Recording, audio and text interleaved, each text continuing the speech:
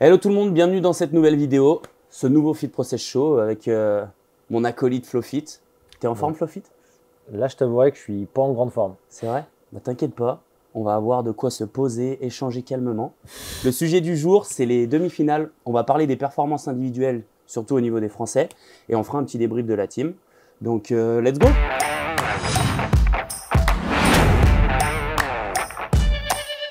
Juste avant d'attaquer, c'est toujours un débat sucré, le Fit Process Show. Donc mon Flowfit, je te laisse ouvrir la table pour voir quel est le sucre du jour. Je t'avoue que je suis un peu inquiet parce que j'ai l'estomac qui est pas en grande forme. Donc, Je te laisse choisir ce que tu veux. je peux montrer le choix que j'ai quand même. Vas-y, montre le choix, explique. Montre à la caméra. Premier choix, C'est un brugnon. plutôt sain, mais dangereux pour mon estomac. Deuxième choix, bah là clairement j'abandonne quoi. Je me fous dans le mal et comme ça au moins Tu j'oublie que j'ai démontes mal. ton rouge. Donc J'oublie que c'est j'ai plus un mal au débat bide. sucré, c'est un débat alcoolisé. Et là, voilà. Là on est sur du noix de coco, chocolat En fait, blanc. Je vais t'expliquer, je vais être sincère avec toi. On n'a pas de sponsor pour cette vidéo. Donc j'ai pris ce qui traînait Tu à fais la un box. appel quoi. Je fais un appel aux sponsors. Si vous avez du sucre à vendre et à revendre, il y en a, je sais, qui créent un peu des cookies sympas en France. N'hésitez pas à nous envoyer, on les mettra en avant. Mais du coup, Flowfit, tu choisis quoi sur les trois? Franchement, combien de temps va durer la vidéo? C'est pour savoir. Bah ça va dépendre de ce que tu as à dire. Je peux garder les trois au cas où. Vas-y, garde les trois au cas où. Non, bien sûr, je lui ai sorti son chocolat préféré. Tu peux nous expliquer ce que c'est comme chocolat? C'est chocolat blanc, noix de coco et pétales de maïs. Bon, très peu de sucre. Franchement, très peu de sucre. Bon allez, on arrête les conneries, on attaque. Donc pour faire simple sur cette vidéo, on va juste redonner les workouts assez rapidement des semi-finales. Et t'as vu avec mon accent et tout, comme je dis. Ouais, je vois que tu progresses en anglais. Et du coup, moi j'ai sondé auprès des athlètes français un peu leur ressenti, donc les individuels, j'ai sondé un peu ce qu'ils avaient aimé, moins aimé, les retours qu'ils avaient à faire sur les demi. Donc on va pouvoir échanger là-dessus, puis ça donnera lieu à quelques débats. Donc juste avant, on va redonner dans l'ordre les events. Tu peux nous les réexpliquer simplement? Alors, le premier, c'était un WOD plutôt long, for time cap 30 minutes avec 3000 mètres d'éco-bike. Ensuite, il y avait du tirage de sled, 2000 mètres assaut air runner, tirage de sled, 1000 mètres ski erg, tirage de sled. Petite particularité, c'est que cette année, le tirage de sled, c'était sur les dalles en caoutchouc. Ouais. Et c'était avec c'était un morceau de cuir. On n'a pas pu le Ouais. voir vraiment, mais Une espèce de chaussette qui accrochait, quoi, en gros, on dirait. des chaussettes de rugby. Ouais. Du coup, donc c'était un peu plus, on va dire, c'était inhabituel par rapport à, je pense que la Ça plupart des avait athlètes l'air, ont- on n'a pas testé, mais ça avait l'air épicé. Ok. Le deuxième event, du coup, on était sur quoi? Le deuxième event, du coup, hop. C'était un road gym avec un sac lesté. Exactement, donc c'était un intervalle de travail, 3 minutes de travail et 1 minute de pause. Donc il y avait 5 ring muscle up complexes, donc un toast to ring, un muscle up, un dips. Ensuite 20 pistoles, donc on devait rester sur la même jambe, c'était tous les 5 si je dis pas de bêtises, c'est ça. Et ensuite un max de burpee over the box, donc toujours avec le gilet tout le WOD. À savoir que le gilet, donc c'était pas un gilet, c'était un sac Ouais, à dos. avec Donc avec pour avoir le testé Go-Rock. dernièrement à l'entraînement, c'est pas évident. Vu que le poids est vraiment réparti sur l'arrière, c'est pas vraiment comme un gilet lesté où tu as le poids qui est compact Ouais, avec c'est toi. c'est un peu plus difficile que le gilet. Troisième WOD, donc deuxième journée, le Linda, donc un peu un WOD un peu, toujours un petit benchmark qui revient. Dans l'idée, il l'avait chaque fait en année. 2018 celui-là. Ouais, En mais à la 2000 barre. Ouais, à la Là, barre. c'était au dumbbell. Petite subtilité. Donc, Tu peux donner les charges des ouais. gars et des filles. Alors pour les filles, c'était 100 kg sur le deadlift, c'était des dumbbells de 60 livres, donc ça faisait 27 kg, et 47,5 kg sur la barre en squat clean. Et pour les gars, c'était 133 kg et demi, 41 kg sur la dumbbell et 65 kg sur le squat clean. Je l'ai essayé dernièrement. Il surprend. Ouais, Bon il après c'est surprend. un WOD où il faut être fort, hein. Y a pas de... Et résistant surtout. Ouais. Bon après si t'es fort, généralement tu arrives à bouger la charge quand même. On pourra en parler sur Ouais. sur le débrief après. Exactement. WOD 4. WOD 4. Ça, c'était toujours la deuxième journée. Exactement. Donc là, c'était en 2 parties. Non, je dis une bêtise. Enfin, il y avait le WOD 4 et le WOD 5 qui Ouais. étaient en 2 parties. Du coup, c'était un 800 mètres sur l'assaut runner et on faisait un max snatch dans le temps qui restait sur 6 minutes. Donc, il n'y avait pas non plus énorme de temps sur le snatch. Et après, du coup, sur le WOD 5, c'était l'inverse. Donc on déchargeait un peu la barre était à 84 pour les gars et 56 pour les filles. Il y avait 8 snatchs à valider et 800 mètres sur le air runner le plus vite possible. Ok, du bonheur, du lourd et ensuite du moins lourd. Ouais, du moins lourd mais très rapide. Et après du coup pour la journée du dimanche. Journée du dimanche, donc là on avait le WOD avec pas mal de mouvements. Donc overhead squat, c'était une petite pyramide. Overhead squat, 20 reps, 500 mètres de rameur, 3 handstand pirouettes. Donc il y avait une distance à faire et des pirouettes au milieu. Démontée de corde legless en départ assis. Donc il y avait un petit scotch, il fallait mettre les mains en dessous. Ensuite il y avait 20 stricts HSPU de face. Ensuite on faisait dans l'autre sens, donc les legless, départ assis, la pirouette avec les 3 pirouettes, la marche sur les mains avec les pirouettes, pardon, le 500 mètres rameur et les 20 overhead squat.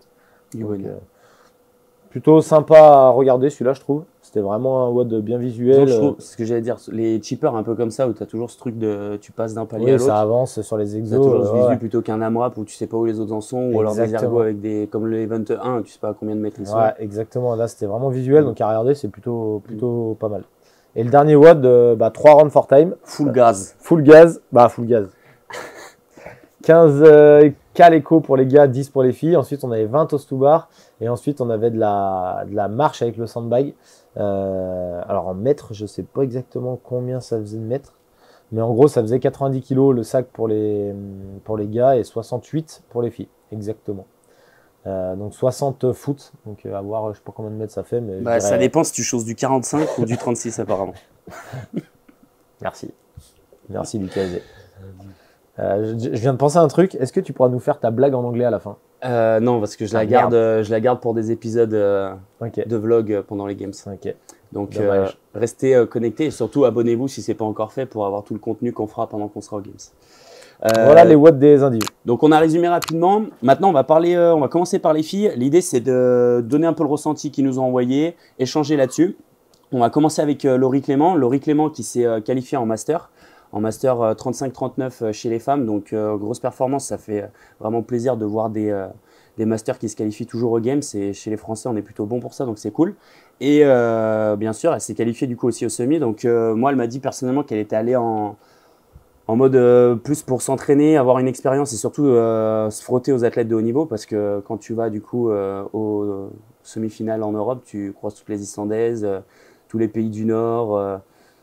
C'est vraiment, je pense qu'en termes d'expérience, c'est un truc de fou furieux. Ça t'use, mais par contre, c'est une expérience de fou furieux. Je sais pas ce que tu en penses de ton côté, toi. Ouais, non, déjà, elle a fait une perf, elle s'est qualifiée en master, elle s'est qualifiée en indiv élite et je pense que c'est elle qui était dans la team, je crois, pour les quarts finales, il me semble. Donc en fait, elle était un peu sur tous les tableaux, donc ça, c'est déjà une belle performance. Et après, elle a choisi cette année d'y aller en indiv, les autres années, elle y allait en team, souvent avec Caen qui jouait potentiellement des qualifs. Là, cette année, je pense qu'elle a joué sa carte un peu plus perso. Donc ce qui est cool de l'avoir un peu en indiv, parce qu'on la voit pas non plus souvent sur les compètes indiv. Donc plutôt cool. Après, je sais pas si le retour qu'elle t'a fait, si elle était plutôt satisfaite ou. Ouais, en fait, moi, elle m'a juste dit que la gestion du stress était difficile parce que forcément, tu arrives dans un truc de grosse envergure. Si tu as l'habitude de faire la team, là, tu te retrouves tout seul. Ouais. Donc c'est quelque chose qui est moins évident à gérer. Donc forcément, mais je pense que ça lui sert d'expérience pour les games. Donc plutôt cool. Elle m'a surtout dit qu'elle était vraiment contente parce que sur les quarts finales, elle se qualifie 67e à la base. Ouais, elle avait été repêchée. Donc elle a été repêchée parce qu'il y a des athlètes qui ont laissé leur place et elle finit 53e. Donc elle, c'est vraiment que du bonus. Ce qu'elle m'expliquait, sa meilleure perf, c'est l'Event 1, endurance. Elle a vraiment cette grosse particularité à être très endurante sur tous les trucs cardio. Ouais. Et donc on parlera après sur ce Steven qui soi-disant avait un rapport poids-puissance par rapport à la charge qui était un peu compliqué. Moi je trouve qu'elle a bien montré que même si elle reste quand même assez menue par rapport aux autres athlètes, elle a quand même fait quelque chose de très solide, quoi. Ouais, donc, elle a réussi à s'en sortir. 32e sur 60 athlètes, faut le préciser. Sur l'event, je vois 41 moi. Non, moi j'ai 32. Sur le workout 1, 41 c'est sur le 2, tu dois être décalé à droite. Okay. Mais voilà. Donc voilà son retour, ça lui a vraiment servi sur on va dire pour la suite de sa prépa. On verra ce qu'elle donnera. Hâte de la voir aux Games. Yes. Après du coup, donc chez les filles, dans l'ordre, donc on avait je redescends, désolé, 50e position, on a Jérôme qui pareil a été repêchée. Il me semble qu'elle a été 61e ou 62e. Ouais, je sais plus combien, mais elle a été repêchée assez rapidement, je pense. Donc là, elle finit du coup 50e. Donc pareil, plutôt cool On va dire qu'elle va toujours dans l'avancée. Et après, elle, son meilleur event, c'était celui de la partie 2 sur l'event 5. Celui où du coup, elle fait... attends, je veux pas... Tac. Désolé, je me remets dans le jus. J'ai l'ordi qui a bugué. Son meilleur event, c'est le 1 aussi, je pense. Tac, ouais, c'est justement ce que je voulais dire. J'étais en train de dire une connerie. Tac. J'étais en train de me décaler. Ouais, son meilleur event, donc elle fait 14e. Donc une de ses meilleures perfs. Et après, du coup, elle est sur 36e sur la partie 2, donc les 25 de la force où il fallait bourriner. Elle, personnellement, elle m'a dit que c'était une première grosse expérience qui était bonne. Après, on a vu qu'elle était quand même en forme parce qu'au French, elle lead tout le long du... Peut-être pas tout le long, mais pas tout le long, mais elle était toujours bien placée. Puis la dernière journée, elle commence première, il me semble. Ouais. Et au final, elle accroche la 3e place, si je dis pas de conneries. Donc, ouais, une fin de saison plutôt. Donc, ouais, plutôt positive. Ça veut dire qu'elle est en forme. Chaque année, elle évolue. Je pense, athlète à suivre dans le futur. Ouais, carrément. Step by step. On aime bien ça chez Fit Process. Après, pour continuer chez les filles. Donc, à la 41e place, on a Margot Masset. Margot Masset, du coup, qui elle, c'était son premier gros event aussi, un peu rookie des semi-finales. Elle, clairement, elle m'a dit qu'elle a stressé complet. C'était un peu l'affolement parce que forcément, tu arrives dans quelque chose de nouveau. On va dire, si tu as le stress qui prend le dessus sur le reste, tu peux passer à côté de tes WOD. Et en l'occurrence, elle m'a expliqué, pour la petite anecdote, elle a testé tous les WOD. Le seul WOD où elle avait le moins bien performé, c'est celui-là où elle avait le mieux performé, elle avait amélioré son temps. Et par contre, tous les autres workouts, elle a fait moins bien que ce qu'elle avait fait à l'entraînement. Donc, petite déception de son côté, elle m'a dit que ça l'avait vraiment impacté. Après, je pense que ça va servir de leçon.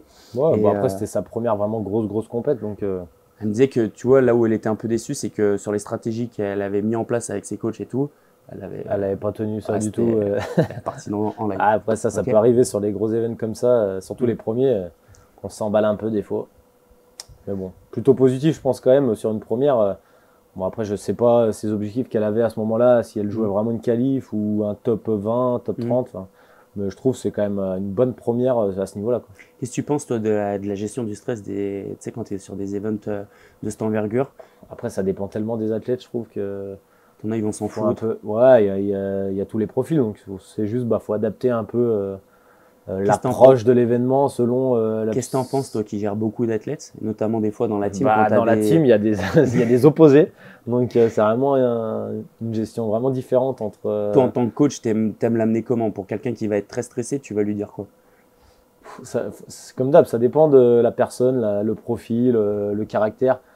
Dans tous les cas, je sais que, en tout cas, les filles, je trouve, c'est quand même différent que des gars dans l'approche. C'est une psychologie un peu différente, donc il faut forcément s'adapter à ça. Et il faut prendre en compte aussi beaucoup de paramètres mental et autres, physiques aussi chez les filles. Donc je trouve que c'est un peu plus complexe. Après, chez les gars, forcément, il y a des profils différents, mais en tout cas, moi, je trouve ça beaucoup plus simple à gérer des gars que des filles sur le stress, en tout cas, avant les compètes ou même sur l'entraînement avant des grosses échéances. Je trouve que c'est un peu plus complexe, mais très cool à faire. Ok, ça roule. Du coup, donc après Margot, on a Métis qui est arrivée 36e, elle. Ouais. Au niveau des perfs, donc elle fait 33, 40, 43, 11 sur la force, 27e sur le sprint avec les snatchs. Et après, elle fait 43 et 46. Donc, elle marque des bons points sur la force. Donc, plutôt cool. Après, elle est assez linéaire sur son niveau sur les autres events. Ouais. Elle, Métis, elle m'a pas fait de retour. Elle me dit qu'elle préférait garder ses retours pour elle. Donc, si jamais un de ces quatre, tu veux nous mettre un commentaire pour nous faire tes retours, c'est avec plaisir. Et donc, on voit que sur le reste, elle était plutôt linéaire. Par contre, sur la force, elle a des qualités qui lui permettent de marquer des points. Maintenant, on commence elle est connue un peu dans le monde du CrossFit, donc on commence à la connaître un peu. Après, je pense vraiment que cette année, elle avait d'autres objectifs. Elle voulait vraiment se rapprocher de la qualif, en tout cas être dans le top 20 sûr. Et voilà, on voit qu'il en manque encore un peu. C'est le niveau entre quand il y a des throwdowns ou même les quarts, les open, les quarts. On voit que les top athlètes sont pas forcément à leur pic à ce moment-là et que le classement veut rien dire, même si ça te donne une petite approche. Et voilà, le jour J, je pense qu'elle a vraiment progressé sur ses points un peu faibles. mais ça reste quand même encore assez loin du top athlète européen où pour te qualifier, en fait, tu peux pas avoir vraiment de trou. Quoi. Exactement, on va le voir après avec d'autres athlètes, mais c'est vite compliqué dès qu'on a un trou, sachant que Métis, elle n'a pas vraiment des events où elle peut faire première ou dans les 3 premières, tu vois, donc elle est obligée d'être assez. C'est ce que j'allais dire. constante. Si on est bon surtout, mais qu'on a 1 ou 2 points où on est très bon, je trouve que tu peux aller. Tu peux t'en sortir un peu, ouais. Mais si tu es juste un peu bon sur 60 athlètes, c'est pas. Tu scores jamais. Là, toi, son meilleur score, je crois que tu nous le dis souvent, vaut mieux faire premier et dernier. Sur le classement des points, tu seras toujours mieux classé que si tu fais toujours 30e et 30e. Quoi. Ouais, non, c'est sûr. Je pense qu'il n'y a aucun event où elle fait dans le top 10. Donc forcément, c'est-à-dire c'est dur. Elle ne peut pas marquer des gros points. Donc dès qu'elle prend une 40e place, derrière c'est fini, elle ne pourra plus rattraper. Quoi. Donc, puis on a pu voir, je ne sais pas si vous avez suivi un peu, mais les classements, ça bouge très vite. Ah oui, on a dit que ça va très vite. Sur là, 7 events, mais en gros, en 7 events, sur on va dire 2 events, si tu fais le taf, tu peux vite regrimper au classement. C'est sûr, c'est sûr. Ok, du coup, voilà pour Métis. Ensuite, on a Marie Robin, 29e. Marie Robin qui a bien sûr fait un snatch de fou furieux à 200 livres, qui fait 4e et qui bataille avec les meilleures européennes. Par contre, après, sur l'event numéro 2 et l'event numéro 3, même le 1, on est sur du 49, 43 et 45e. Je pense que pour attaquer la compétition, quand tu es dans cette config-là, c'est compliqué après pour la suite. Donc son snatch l'a fait vraiment remonter. Plutôt cool. Pour avoir échangé avec elle, moi, elle m'a dit que mentalement, elle était un peu au bout du rouleau je pense, de ne pas passer un cap entre l'année dernière où elle était à 2 doigts d'aller chercher la qualif et cette année où là, elle est juste en milieu de tableau.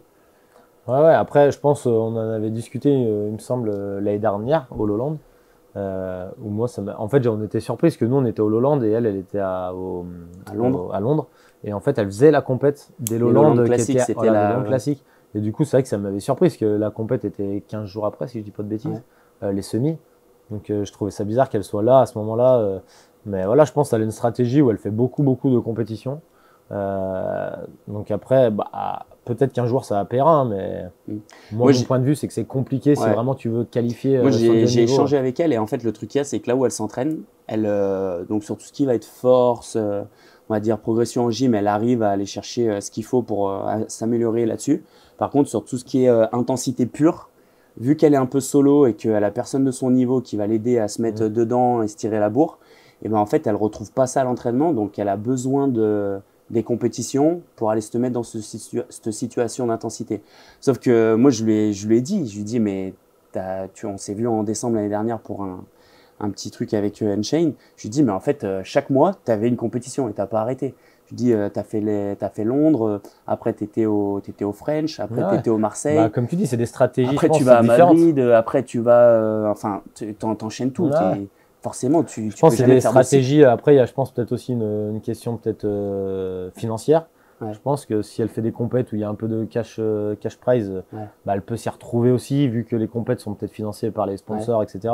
Donc après, il y a plein de choses qu'on ne connaît pas forcément, parce que, en tout cas, moi, je ne connais pas parce que je n'ai pas discuté avec, mais j'ai tapé dans le micro, je crois que… mais bref, après, c'est une stratégie. Il y a toujours eu ces deux stratégies. Il y en a qui font 0 compète et ils se préparent juste pour les semis, en gros. Il y en a, ils aiment bien faire plein de compètes. Moi, je suis plus partisan de rester focus sur un objectif. Parce que dès qu'on fait une compète, on s'entraîne moins bien la semaine avant, moins bien la semaine après. Ça nous laisse des traces nerveuses, musculaires.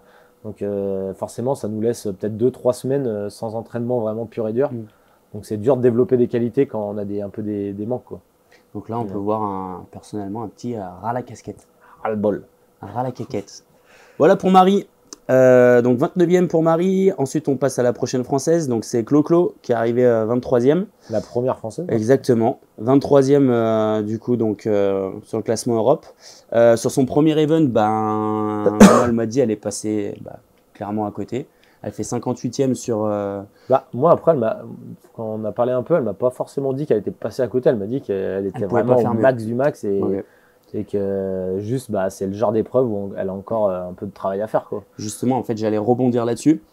Donc elle me disait qu'elle avait beaucoup fait l'effort pour améliorer ses ergos, mais en fait, vu que cet event dépendait pas des ergos et dépendait vraiment du tirage, elle s'est rendue compte qu'en fait le rapport, donc elle en parle beaucoup avec Luc, du rapport du poids du poids des athlètes un peu qui vont aux Games et qu'elle est un peu en dessous. Donc forcément, sur une charge aussi lourde à déplacer, Ouais, si tu es un peu plus grignette, mais c'est là où je vais rebondir avec Laurie, tu vois, Clément, je pense pas, qui est plus lourde que Clo-Clo. Ah non, Au final, s'en sort bien moins. parce qu'elle arrive à être plus résistante là-dessus. Donc Ouais, elle m'a c'est dit que là, en gros, elle a tout stoppé, elle se met focus sur l'année pro, elle est déjà en train de bien manger et bien faire de la muscu pour vraiment prendre en force et prendre un Fais peu gaffe, plus parce qu'ils nous surprennent masse. toujours avec la programmation de. Ça se trouve, ça sera que du poids de corps. Bon, après, à mon avis, elle sera contente si c'est ça. Oui, bah oui, non, mais je Même pense si pas elle qu'elle prend perde ses quelques qualités. kilos. Ouais, exactement. Parce que ce qu'il faut se dire, c'est que Clo-Clo, mine de rien, elle a fait des bonnes perfs sur les Open et sur les quarts. Parce qu'ils font des top scores avec Vic du côté de Grienne sur la phase Open. Là, on voit en 2023, sur la région en Europe, elle se met 7e sur les Open. Et du coup, première française. Pour la partie des quarts, elle finit 10e Europe. Donc là, bien sûr, elle perd un peu des places, mais je pense que dû à Steven, cette partie des CrossFit Games qui est un peu plus axée sur la force, forcément, c'est ce qu'on vient de dire, c'est là où elle recule un peu. Et je voulais ton avis là-dessus, toi, sur ce rapport un peu poids-puissance et cette période des demi-finales, où justement on voit des events où il y a des barres un peu plus lourdes, des haltères lourdes, et de la gym avec du lourd. Je trouve sur de la force pure, Clo, elle est pas dans les premières, mais elle est pas non plus dans les dernières, quoi. Je sais pas son classement du snatch, mais elle doit faire dans les 30e, un truc comme ça, je crois. Donc c'est pas non plus catastrophique. Si elle sur de la force, elle fait 30e, elle sait qu'elle va se qualifier sur les autres mouvements, avec les autres WOD, elle devrait se qualifier. Là, ce qui pêche vraiment, c'est plus de la puissance pure. On voit que dès qu'il faut bouger un truc un peu lourd, qui sort un peu de l'ordinaire, qu'on fait pas trop à l'entraînement, parce que on a juste pas le matos qu'il faut. Entre tirer un sled qui glisse bien et un qui glisse pas, c'est pas la même. Donc voilà, je pense que c'est plus de la puissance. Après, j'ai en tête, parce que j'ai regardé le podcast de notre ami Eli, qui faisait un petit retour sur les demi, et du coup il parlait des ergos, mais où là moi j'étais pas forcément d'accord avec ce qu'il disait, c'est que les ergos, il y en avait beaucoup. Il y avait 2 fois de l'éco-bike, il y avait du rameur, il y avait du ski, il y avait le runner 2 fois. Aussi. Enfin, il y avait beaucoup d'ergos, mais au final, dans chaque WOD, c'est pas ça qui jouait, à part le sprint sur le 800. Mais sinon, les autres, à chaque fois, c'était pas du tout ça le mouvement qui allait faire la diff. Donc, moi, je trouve les ergos, finalement, ils étaient pas si importants que ça cette année. Est-ce qu'en souvenir, sur une demi-finale ou des régionales, tu avais vraiment un truc où ça jouait sur l'ergo? Je sais qu'il y avait le triple 3. L'année où Kako était en régional et où Willy se qualifie aux Games là, pour la première fois. Tu avais quand même les 3000 mètres de rameur, les 300 doubles, qui je pense, les 300 doubles, c'était pas trop ça qui faisait la diff, mais c'est surtout les 3 miles de. À mon avis, je sais pas comment ils ont conçu le WOD1, mais moi je pense qu'à la base, ils pensaient pas que ce tirage, ça allait être aussi compliqué. Je pense qu'ils pensaient que ça allait être un truc un peu plus lisse, où la diff allait se faire plutôt sur les ergos. Moi, à mon avis, je pense que dans la progrès, ils ont plus pensé à ça. Et en fait, après, sur le floor, sur le moment, je pense qu'ils se sont rendus compte que le revêtement qu'ils avaient mis sous le sled, là, plus c'était un calvaire, quoi. Donc ça changeait vraiment beaucoup de choses. Mais à voir, je pense pas qu'ils en parlent, hein, mais c'est un peu mon idée que moi j'ai. Je pense qu'ils avaient peut-être plus envie de vraiment faire bouger les gens sur les ergos et pas forcément sur du tirage de sled très très compliqué, quoi. Juste avant de passer au gars, je prends un petit éclat de maïs, parce que je suis en... Je prends un petit brugnon. Et il le mange vraiment. Hein. Par contre, normalement, c'était de la déco, hein, c'était le brugnon de Jules Verne. Ah. Salut Jules Verne. Désolé Jules. Allez, pour les gars du coup. Donc, que je reprenne mon classement. Déjà, petite transition chez les gars et les filles, on a quand même pas mal de Français. Donc, c'est quand même cool. On n'en avait pas juste un ou deux qui bataillaient comme on a pu avoir il y a plusieurs années. Quand on avait Flowfit qui faisait les régionales c'était où déjà que tu étais? Copenhague. T'as une anecdote à nous raconter sur Copenhague? Je sais pas, moi j'ai entendu parler on a failli louper le début de la compétition à cause d'une caravane qui était un peu... Un camping-car. Ouais, parce que je suis allé à Copenhague en camping-car. Avec, il y avait combien d'heures de route? Je me rappelle plus, mais je crois que c'était un truc comme 17 ou 18. Mais nous, on en a mis plutôt 27, 28. On a eu 2-3 péripéties sympathiques. Faut dire que tu as loupé le briefing athlète, non? C'est pas ça? J'ai loupé la dotation, le briefing. Je suis arrivé le matin de la compétition. En sandales. Allez. Donc, chez les gars, je reprends le classement. Olé. Alors. Notre Pimpin. Exactement. Alexandre Pinsol qui du coup a dû abandonner. parce il était déjà arrivé en testant l'event des muscle-up, il était arrivé avec le pécos un peu fatigué. Et quand il s'est échauffé sur le muscle-up et qu'après il a fait l'event, il m'a dit j'ai mis l'arme à gauche. Le lendemain, il y avait les développés couchés à 40 kg. Il a préféré éviter de se déboîter l'épaule et de se niquer un muscle, sachant que je pense qu'il avait déjà. Ouais, il savait déjà. Il savait déjà que c'était la dernière. Ouais. Je pense pas qu'il avait envie. Moi, je l'ai vu le samedi soir. J'ai vu que le côté où il avait mal au pec, il avait du mal à boire le Moscow Mule. mais il arrivait quand même à. Il arrivait à quand même il arrivait bien le boire. quand même à le boire difficilement, mais il faisait l'effort. Ouais. Mais du bench compliqué. Ce qu'il faut savoir, c'est que du coup, il a noyé son chagrin avec nous pendant notre fête de la victoire. Exactement. De la victoire, de la qualif, on va dire. Donc voilà pour Pimpin. 57e. Après, tac, on change le classement. On a Martin Laville qui s'est qualifié aux semi-finales et qui m'a dit, lui, était vraiment content de participer parce qu'à la base, il avait une grosse douleur au genou. Il s'était fait vraiment quelque chose d'assez fat. Et là, étonnamment, il a pu faire la compétition, se qualifier. Donc en gros, c'était que du bonus. Donc il a profité du moment. Il m'a dit son event préféré était le dernier, là, celui où il fallait bourriner. Ouais. Après, il fait quand même une 27e place sur l'event du matin, du dimanche matin, où il y avait les overhead et tout. Et c'est ce qu'il m'expliquait, en fait. Il était un peu déçu là-dessus parce que il avait le genou qui le gênait tellement sur les overheads qu'il n'a pas pu bien s'exprimer sur le reste avec les montées de cordes, les pirouettes et tout, où là, il kiffait. Donc ça l'a un peu, ce qu'il me disait, je pense à 100%, j'aurais pu faire mieux que ça. Ouais. Mais voilà quoi. Mais plutôt satisfait ouais. En général. Top. 45e au général. Ensuite, on avait Jason Longjaret, donc il m'a pas fait de retour, Jason Longjaret. Putain, Jason. Jason, faut répondre aux messages quand on t'en envoie là. Donc Jason, il a fait sa meilleure perf, alors je redonne juste, il fait 55e sur le premier, 20e sur le deuxième. Ensuite, il fait 51e, 39e, 48e, 22e. Donc et 45e, pardon. Donc sa meilleure perf, c'est sur la gym. On sait que c'est plutôt un athlète qui a ce profil-là de gym. Donc sur cet event, 2, avec beaucoup de pistoles, beaucoup de burpees avec le sac dans le dos. On appellera l'event Dora l'exploratrice. Donc Jason, bon dans le rôle de Dora l'exploratrice. Bon, je pense qu'il était aussi satisfait, à mon avis. Oui. Je pense qu'il, lui, son objectif, c'était de se qualifier au semi. Donc après, c'était du plus. Et, voilà, on espère qu'il était satisfait, hein, vu qu'il nous a pas répondu. C'est vrai, mais je pense que oui. Donc, pour la suite, on a Romain Felonneau. C'était vraiment son objectif, lui, cette année, de se qualifier en individuel en semi. Parce que l'année dernière, il était passé à pas grand-chose de se qualifier. Et comme vous le savez, je pense si vous le suivez, il bosse beaucoup avec les pompiers. Ou alors, il nous fait croire qu'il bosse beaucoup, on ne sait pas trop. Et du coup, cette année, je crois qu'il a pu un peu mieux s'entraîner, mieux passer le cap là-dessus. Donc, il a vraiment kiffé aussi. Comme Martin est vraiment content de se qualifier, après, il a vraiment ressenti que il était léger sur les charges, sur tout ce qui se faisait, parce que forcément, il me dit l'event où j'aurais pu faire la diff sur la gym, ils ajoutent un sac de 10 kilos, donc c'est pas la même. C'est pas la même, mais même sur le run, je pensais qu'il allait sur le 800 mètres run, mais pareil, je pense que c'est une distance vraiment trop courte peut-être pour lui. Il m'en a pas trop parlé là-dessus, mais voilà pour ses ressentis. Après, il a eu un petit problème intestinal, je crois. Je sais pas si on... Est-ce qu'on en parle? Je sais pas. Moi, là, vu que je suis un peu brassé, ça me fait penser à ça. Je crois que pendant le Linda, il a eu des soucis avec le général Caca. D'ailleurs, tu sais que le P est un petit vent d'ouest qui vient de la vallée de la Fesse et qui annonce avec tracas l'arrivée du général Caca. C'était la minute poésie.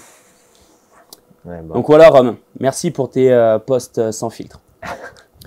Du coup, après, on avait on a Guillaume Briand qui lui arrive 23e.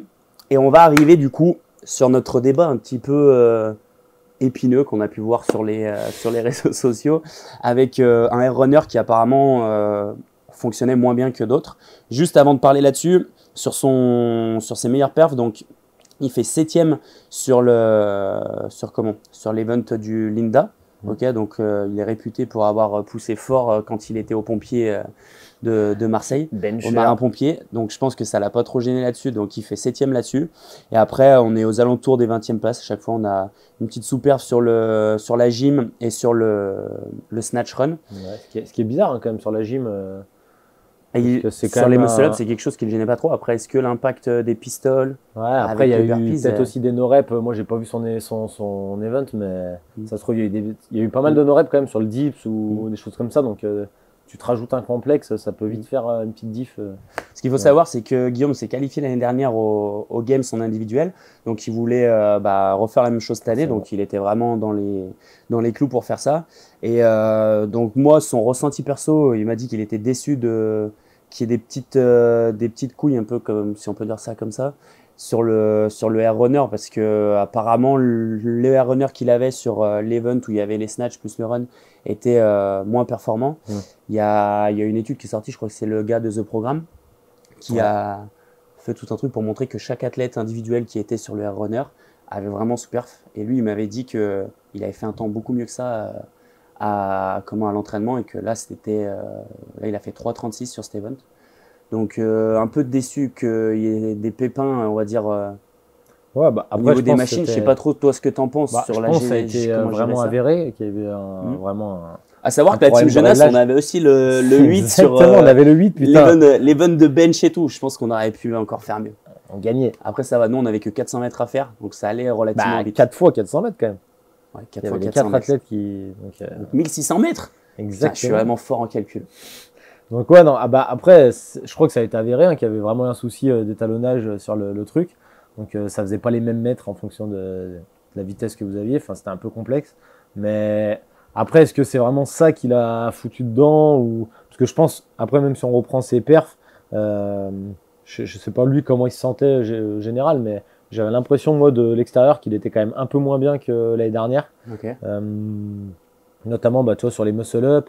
Après, bon, je pense que s'il fait une bonne épreuve sur le snatch, il peut rester dans les clous et la qualif. Donc après, ça change tout, hein, forcément. Parce que là, du coup, au niveau du total des points, donc Guillaume Brien, il a 100 points de la qualif. Ouais, 317, et la qualif était à 420. Voilà. Après, le dernier WOD, le dernier jour, quand tu sais que tu joues plus trop de trucs, forcément, c'est pas la même, quoi. Ouais, c'est moins le combat. Bah ouais. Ok. Donc après, on avait Antoine Dumain qui finit 16e, vraiment pas loin de la qualif, et qui était d'ailleurs toujours dans le combat jusqu'à la dernière journée pour la qualif. Bah ouais, carrément. Malheureusement, l'event du handstand walk le met complètement dedans, parce qu'il galère à faire les pirouettes, et tous les points qu'il avait, si on peut dire, d'avance, et qu'il le mettait un peu dans ce confort d'être dans les 11, là... il a pris un petit... c'est clairement là où il perd sa qualif, c'est sûr. Après, il savait que c'était son point faible, mais je pense que quand il l'avait testé, il était bien mieux que ça, je pense. Après, ça va vite, hein. Une pirouette, tu rates. Le juge, moi, je l'ai vu son event, donc le juge était quand même un peu vraiment sévère, parce que en gros, quand il faisait ses demi-tours, le juge voyait pas vraiment l'autre côté, s'il mettait la main dessus ou le doigt. Et du coup, il se penchait vite, mais en fait, lui, il avait déjà tourné, donc il enlevait sa main, il lui mettait nos reps, mais il n'avait pas vraiment vu si c'était sur la ligne ou pas. Et donc, il a estimé, et est-ce qu'il l'avait sur la ligne ou pas, je pense qu'il n'y a que lui qui peut savoir. Et encore, quand tu fais, c'est pas forcément simple de voir. Donc, son juge était quand même assez sévère. Après, c'est le jeu. C'est le jeu comme ça, mais c'est sûr que là, lui, il perd tout là-dessus. Même si, après Steven, il est encore dans les clous. Il joue sa qualif vraiment sur le dernier WOD.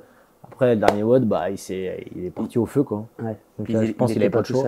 Après, le dernier WOD, il fait 30e, donc forcément... après, je pense que si c'est un WOD où il a quelques points d'avance, il fait pas 30e. Hein. Là, il a vraiment il a envoyé quoi, pour faire la bagarre avec Benedetto, parce que la qualif se joue entre deux.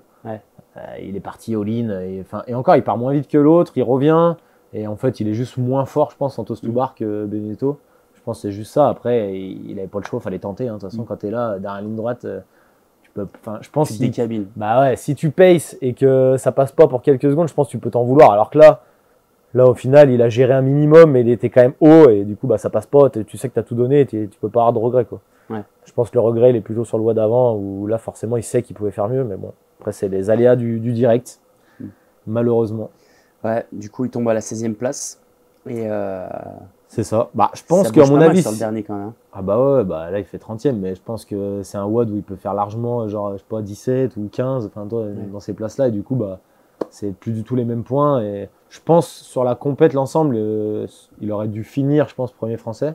Là, il a juste mis all-in à la fin, donc ça lui pénalise un peu sur ses points, mais bon, lui, il s'en fout. Je pense qu'il jouait sa qualif et point barre. Hein. Après qu'il soit 12, 13, 14, 15 ou 16, je pense qu'il s'en foutait, quoi.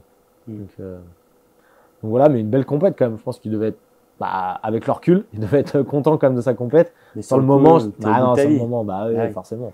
T'es au bout de ta vie. Surtout quand tu sais que t'es dans les clous, tout le week-end, Tout le week-end, il est dedans, donc t'y penses. forcément, c'est dur, quoi. Franchement, moi, quand je le voyais sur ses pirouettes se prendre des norets, puis au bout d'un moment, il faut que tu récupères. Je me disais, putain, et là, t'es là. C'est dur, en fait, tu vois les autres partir, tu dis, bon, faut que j'y aille, mais en même temps, tu sais que si tu vas trop vite, tu vas reprendre une. Ouais. Donc, c'est compliqué. C'est très compliqué. Je pense qu'il a. Après, pour le coup, des grosses perfs sur l'Event Gym, où il fait 7ème, le deuxième event. Après, tout le reste, il est. Et il fait 6ème sur l'event numéro 3 et 7ème sur l'event justement du snatch et du runt. Donc il marque des gros points là et ça fait vraiment la diff pour monter dans le classement. C'est clair, je pense qu'il était vraiment à fond dans sa compète. Et voilà, il y a un WOD qui malheureusement le pénalise, quoi. Mais bon, c'est le jeu. Qui le met dedans complet. Exactement. Et il nous reste Victor Hofer qui fait du coup 13ème à 2 places de la qualif. Donc 420 points pour Fabien Beneteau et lui il est à 401 points. Donc on l'avait annoncé dans plusieurs trucs, on avait dit que Victor il était prometteur pour la suite et qu'il ferait des gros résultats. Ça n'a pas loupé. Après il y a aussi des résultats qui le mettent clairement dedans. Le premier event qui lui fait perdre, je pense, beaucoup de points. Ouais, c'est clair. Et le Linda qui est encore, tu vois, il fait 23ème donc c'est plutôt cool. Mais celui où il prend un petit peu plus le pet aussi, c'est sur le snatch. Ouais, sur le snatch. Après, c'est surtout le premier. Vraiment, 53ème. Ouais, je pense que c'est surtout celui-là. Parce qu'après, le snatch, au final, il fait ce qu'il sait faire, quoi, on va dire. Le premier, pareil. Moi, visuellement, quand je le voyais, j'avais l'impression qu'il a lâché un peu quand même sur la fin. À la fin, Alors après, j'ai pas regardé le classement. Est-ce qu'il y a des secondes à les gratter, des places à les gratter, quelques secondes, je sais pas, tu vois. Mais je vais te dire ça tout de suite. Mais c'est sûr que visuellement, en tout cas, j'avais cette impression-là où du coup en fait il voyait qu'il en chiait et tout ça et qu'il avait du mal à vraiment pousser et se dire bon chaque place va compter, quoi, pour la suite. Donc après, on disait 401 points ouais. Et l'autre c'était 420 points pour la qualif. Donc là Vic il fait 53ème et du coup il marque 7 points. S'il fait, donc on va monter dans les quarantaines, tac. Ouais, donc 19 points d'écart à la place de faire 53ème. S'il fait 40ème, donc à 13 places, il prend 20 points et forcément la qualif elle y est. Donc après c'est des si, bien sûr. Il prend 20 points, maintenant il manque alors, s'il en avait 7. Non, il manque 19 points, je t'ai dit. Ah, il plus 20 alors, il prend 27 points. Ouais, il fallait prendre 20 points. Donc en gros il aurait fallu faire 40ème, donc gagner 13 places. Et le 40ème est à 26,01 au time. Et lui, Vic, il est à 28. Il a 2 2 minutes à aller chercher. 2 minutes. Je pense vraiment que 2 minutes c'est faisable sur un event long. Je pense compliqué. Compliqué. Ouais, compliqué. Ouais. Après, c'est juste, c'est toujours pareil. Si au lieu d'être 53, il fait genre même juste 48, il gratte quelques points. Au lieu d'être 21, il est peut-être 15. Puis après, toute la compète change, toi. Ouais. C'est toujours des si. Oui. Après, je pense que Victor, il y a eu. Alors, avant les semis, c'était un peu. Il y en a qui disaient qu'il jouait pas forcément la qualif cette année, qu'il restait de l'expérience. Moi, j'y crois pas vraiment. Je pense qu'il, vu les Open, les quarts qu'il fait, les Throwdown, les Dubaï. Je pense qu'il jouait clairement la qualif. Voilà, c'était sûr et certain. Il l'a dit, Ouais, lui, je pense qu'il le disait un peu en off, mais autour, je pense qu'on essaie de protéger un peu. Après pour avoir du coup échangé avec lui et même avoir vu aussi, je vous invite à aller voir le vlog des semis de la team Mjolnir. Ça gamberge sur ces events. Il savait très bien qu'il y avait des events où il allait pas beaucoup scorer, notamment le Linda, ça. Où il allait vraiment. Je pense que Linda, il était plutôt content. Il disait que. Justement, il a beaucoup amélioré par rapport à ce qu'il avait fait, donc il est content là-dessus, même si ça reste du coup des perfs qui le mettent un peu dedans par rapport au haut niveau. Mais c'est ce qu'il explique dans son vlog. Il dit en fait, je sais que tous les gens m'attendent, mais moi je sais en fait de quoi je suis capable. Et en fait, ça me fait chier d'être là, à devoir un peu me justifier du fait de pas performer et de entre guillemets contre-performer. Après, je pense pas qu'il a besoin de se justifier. Non, mais il dit juste que il sait très bien de quoi il est capable et qu'en fait, il reflète juste le niveau qu'il a sur ces events-là, tu vois. Et qu'il était un peu, tu vois, ça le fait chier d'être attendu parce qu'il sait que, en fait, c'est comme ça et puis c'est tout, quoi. Après, j'espère qu'il va, je lui souhaite qu'il évolue là-dessus, parce que, à mon avis, je pense qu'il dans quelques années, voire même dès l'année prochaine, je pense qu'il sera encore plus attendu et. C'est le jeu du top athlète. T'es toujours attendu et mentalement, faut répondre présent, quoi. Si tu plains que t'es attendu, fais pas de crossfit, fais pas de compète. Il se plaignait pas vraiment. C'est juste en fait lui, il a pas envie de se soucier de tout ça et du coup, tu sais, d'un côté, heureusement qu'il. Oui. pense qu'il a même pas à répondre aux gens. Hein, Ouais. mais c'est juste lui, il faut qu'il reste focus. Mais Là, tu vois, il m'expliquait, il s'est décidé la veille pour le lendemain s'il allait au French ou non. Parce que je pense que mentalement, il n'avait pas l'envie de trop c'est faire. clair. Mais il s'est dit, vas-y, il se sentait bien sur l'entraînement et il m'a dit, vas-y, j'y vais. Et au final, il finit deuxième au French. Donc c'est toujours encourageant pour la suite, on le sait. De toute Ah façon. bah non, je pense que pour la suite, j'espère en tout cas qu'il. Enfin, c'est même sûr il va viser les games et même, à mon avis, jouer des grosses places aux games. Je pense que c'est l'objectif de Luc et sa team, à mon avis, et de lui. Clairement, il a toutes les capacités, il a 20 ans. Pour revenir il a du coup aucune limite, quoi. pour revenir sur son event de gym, où il a fait Le spectacle. le spectacle, exactement, avec les pirouettes, je pense que tout le monde Je sais s'en pas s'il a souvient. été. Est-ce que tu sais s'il a battu le record mondial ou c'est Medeiros qui. Je me rappelle plus. Je sais pas si. Je sais qu'il a eu chaud au miche parce que Koski était juste derrière sur Ouais, cet event 1 parce ouais. qu'à la fin il fait son overhead, il marche tranquille et tout. Et Ouais. du coup là il fait premier donc vraiment cool, mais je crois que Koski est juste derrière. Je me souviens Bah, en live, je me disais oh putain, 5 il va le battre secondes. d'une seconde. 5 secondes d'avance. J'étais comme un dingue, dit que j'étais comme un dingue derrière l'écran. Tu es en train de dire qu'il a célébré un peu avant et Ouais, moi je depuis, il a pense failli que se- ouais, je pense faut les célébrations, faut se calmer un peu les gars. Faut juste tu franchis la ligne et après tu fais le spectacle. Mais Bah, ça dépend. Si tu es dans la dernière vague, tu Ouais. peux te permettre. ouais. Si tu es dans l'avant-dernière, faut mieux aller vite Ouais. faire le score et puis après tu Bref. fais le mariole. Du coup voilà, et après donc l'event, le dernier event, il finit deuxième sur le sandbag et tout, il améliore plus de 15 secondes, donc Ok. pareil que du plus. Je pense, enfin c'est ce qu'il dit dans son post et qui m'expliquait, il me dit le dernier event, la foule, il me dit Ouais. c'était un truc de barjo. L'event avec l'écho, les toast to bar et trucs, lui il est limité en toast to bar, on l'a bien vu sur le Ouais, il fait clairement la diff là-dessus, c'est impressionnant. spectacle. Il fait unbroken, mais il y en a quand même beaucoup d'autres qui ont fait unbroken, mais il va très Ouais. vite. Il a On un voit que arch ouais, c'est ce que vraiment j'allais dire. coupé. On voit que son mouvement de gym, il est Ah ouais, il est réglé au millimètre. bon, bah plutôt cool. Voilà, est-ce que tu as un truc à ajouter sur les indives? Non, bah un peu déçu qu'il n'y ait pas de français, parce que je pense, enfin en tout cas nous quand on discutait un peu en off, on disait cette année, je pense qu'il y a moyen qu'il y ait vraiment beaucoup de français, que ça soit en femmes, en hommes et en team aussi. Et du coup, bah malheureusement en indiv, il y a personne qui a réussi à passer ce cap, alors que J'ai l'impression qu'à c'est chaque fois vraiment qu'on se l'année. qualifie en team, il n'y a pas de Français en indiv qui veulent y aller, quoi. Ouais, c'est vrai qu'en 2021. Putain. Ah ouais, non, après 2021 c'était un peu particulier. Bah, non, 2021, non, il n'y avait pas d'indiv. Ah ouais, non, il n'y avait élite. pas d'indiv. Ouais, il y avait des masters, mais il n'y avait pas. Ouais. Ok. Ouais, non, c'est vrai que c'est un peu. Bah, cette année, en tout cas, je pense, on en attendait vraiment pas mal entre Guillaume, Victor, Antoine, Claudia. Il y avait même Marie, pourquoi pas, Métis, pourquoi pas. Enfin voilà, et au final, on voit que Il y a beaucoup de peut-être. beaucoup de peut-être, et au final, Walou. Peut-être. Walou. Walou Cacahuète, dommage. On espère que l'année prochaine sera ça. Bah, En tout j'espère. cas, comme je disais, beaucoup de Français, ça fait plaisir. Ouais, par contre, il y a de plus en plus de monde en demi, donc ça c'est cool. Tôt ou tard, on sait que ça va passer, quoi. On enchaîne? On enchaîne. Allez, pour la suite, donc on va parler des teams, faire un débrief assez rapide parce que vous allez voir, on va sortir un. Putain, mais l'autre, mais j'ai un partenaire, il se jute dessus. On a Elliot. On a Nelson qui nous fait un documentaire sur les aventures de la team où on va justement donner plus de ressentis sur chaque event. Donc je vous inviterai à vous abonner, à activer la cloche pour recevoir. Ça sortira tous les dimanches à 9h jusqu'aux Games. Il y aura même un épisode après les Games. Et honnêtement, on voit que c'est fait par un professionnel. Donc voilà, juste pour faire un petit débrief là-dessus, moi je voulais parler des écarts entre la première vague. On a eu beaucoup de personnes qui sont venues nous voir et qui nous ont expliqué quand on voyait faire la première vague et votre dernière vague, Ah, en team, je veux dire. ouais, les écarts de niveau étaient vraiment, mais genre, c'était à Ouais. des années-lumière quoi. Qu'est-ce que tu penses de ça toi par rapport au Moi, je trouve système?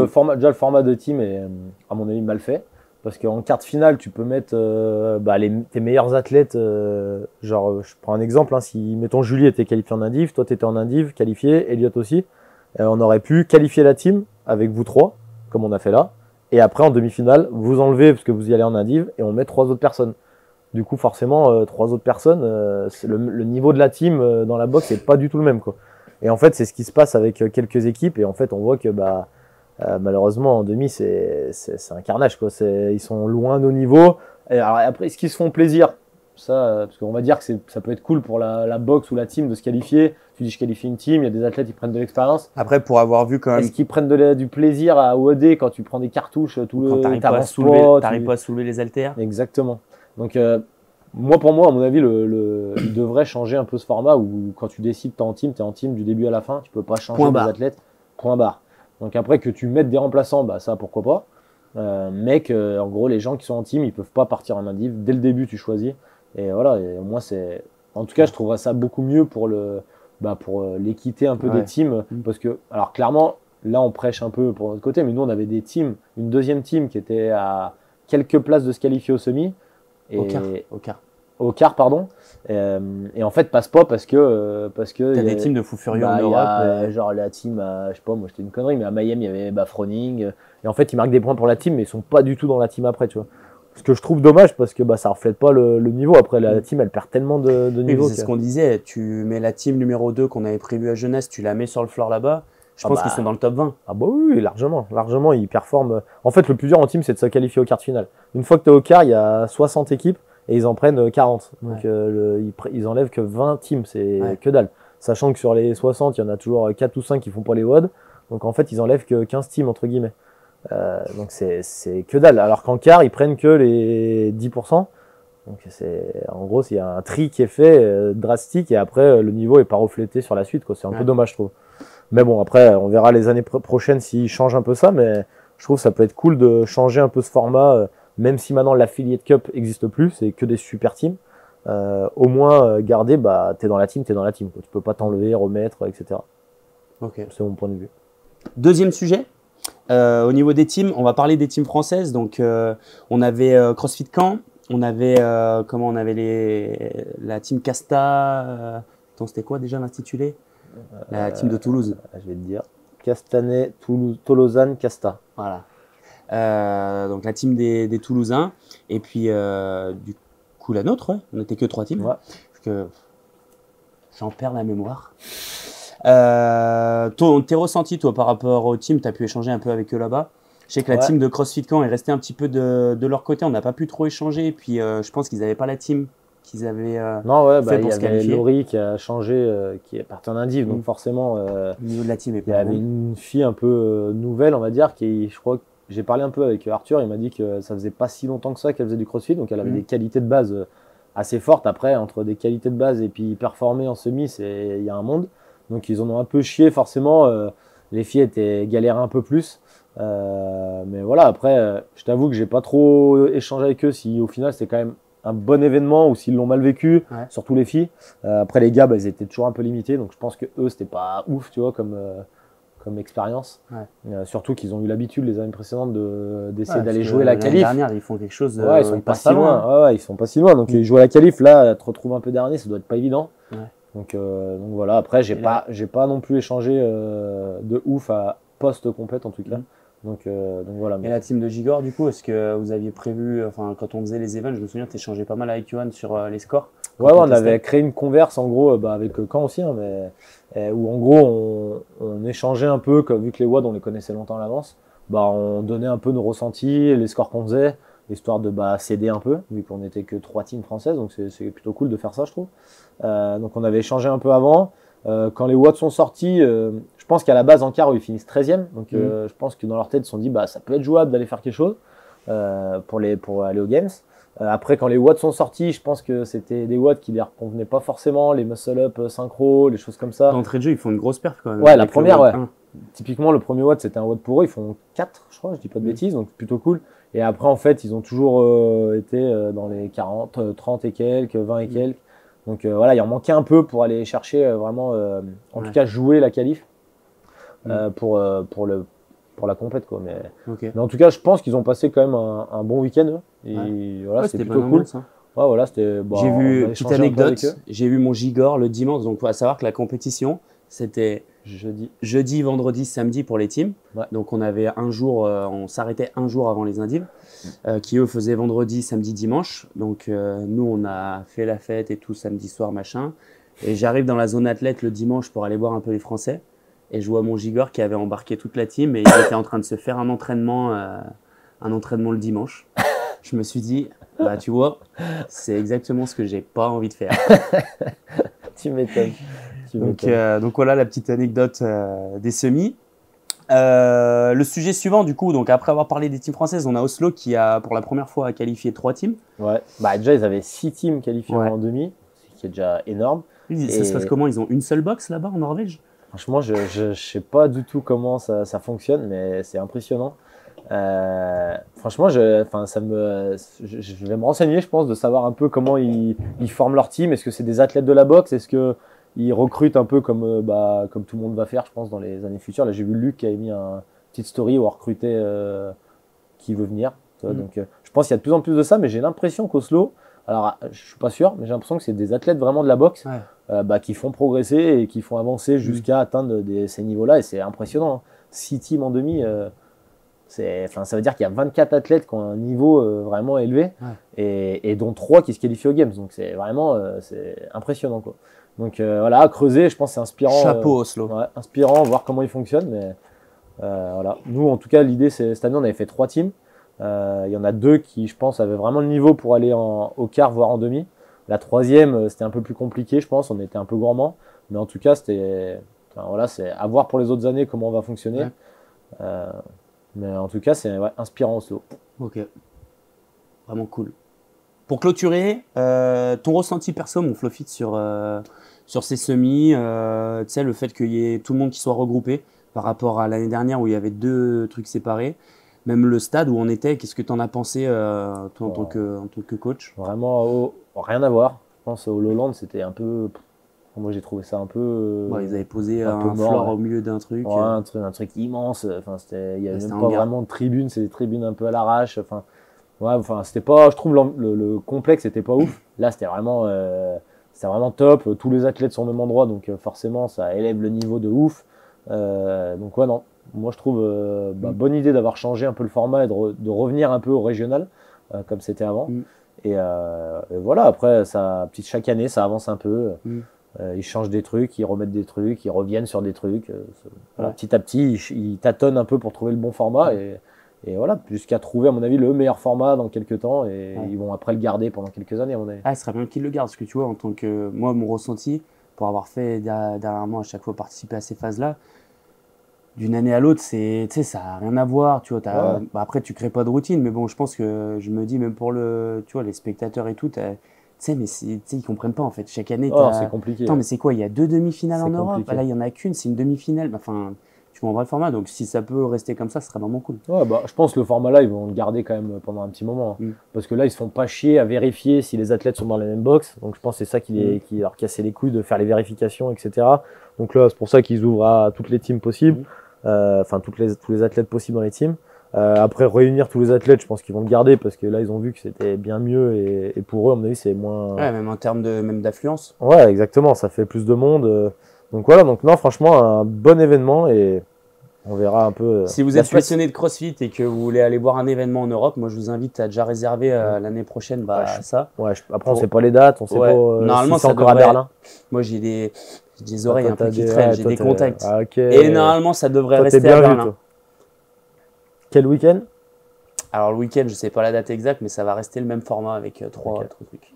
Ça roule. Si mes contacts sont bons. Sinon, dans 4-5 mois, qu'il y a les nouveaux trucs, venez me taper sur les doigts. Merci, mon Flo. Voilà pour le débrief. Bien sûr, vous n'hésitez pas à commenter si vous avez des petites questions supplémentaires à nous poser, à vous abonner, activer la cloche et tutti quanti. Et du coup, on se dit à la prochaine. Bye.